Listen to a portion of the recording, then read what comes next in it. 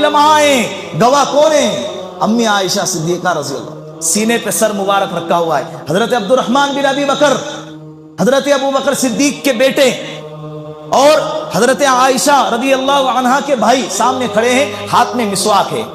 अल्लाह के रसूल सल्लल्लाहु अलैहि वसल्लम को मिसवाक बहुत पसंद थी, अल्लाह के रसूल की सुन्नत है। 70 फायदे हैं इसमें, सबसे बड़ा फायदा मौत के वक्त तक कलमा नसीब होता है।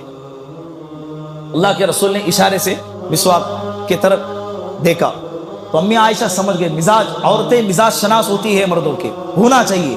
जैसे देखा, अब मिसवाक को भाई के हाथ से लिया, बीमारी की वजह से चबाया नहीं जा रहा था, उस मिसवाक को अपने मुंह में लिया और चबाकर नरम किया और अल्लाह के रसूल सल्लल्लाहु अलैहि वसल्लम के मुंह मुबारक के अंदर उसको घुमाया।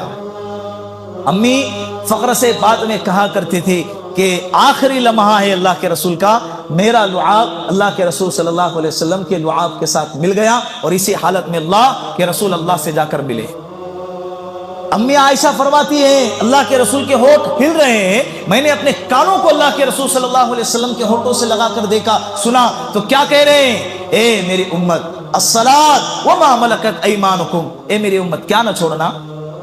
बोलो उस नबी के नाम पर जुलूस के अंदर क्या छोड़ी जा रही है? बोलो, मीठा मीठा अच्छा लगता है, नाचना हम आगे, गाना हम आगे, डीजे हम आगे, जुलूस में हम आगे। ये तो इसी तरह हो गया ना कि एक बस्ती के अंदर एक औरत के शोहर का इंतकाल हो गया। इंतकाल होने के बाद देखा कि दूसरे दिन वो औरत जोर जोर से रोने लगी। एक बंदा था, बहुत लालची था, दौड़ते हुए सबसे पहले आया, कहने लगा, बहन क्या हो गया, रो क्यों रही है? तो वो कहने लगी, सामने दीवार पे जो बंदूक लटकी हुई है उसको देखकर मेरे शोहर की क्या हो रही है, याद आ रही है। तो वो लालची बंदा कहने लगा, बंदूक को अगर आपकी इजाजत हो तो वो बंदूक को मैं ले लेता हूं, आप उसको नहीं देखेंगे तो आपको उसकी याद नहीं आएगी, तो आपका गम ताजा नहीं होगा, लिहाजा ये बंदूक मैं ले लेता हूं। बंदूक, हाँ बेटा उसको लेके चला जा, उसको जब जब भी देखूंगी मेरा गम ताजा होगा। उसको लेकर चला गया। फिर दूसरे दिन रोने की आवाज आई, वो ही लालची बंदा दौड़ते हुए आया, कहने लगा कि बहन अब क्या हो गया?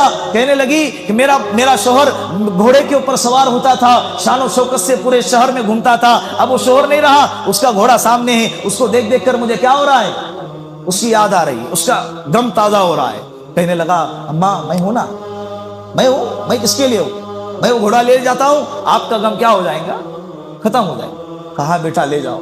फिर तीसरे दिन आया, जूता लेके जा रहा, चौथे दिन आ रहा कपड़े लेके जा रहा, पांचवें दिन आ रहा कोई और सामान लेके जा रहा। एक दिन आया कि पूरा घर का सामान हजरत ने साफ कर दिया, सब साफ हो गया। फिर ये औरत की आवाज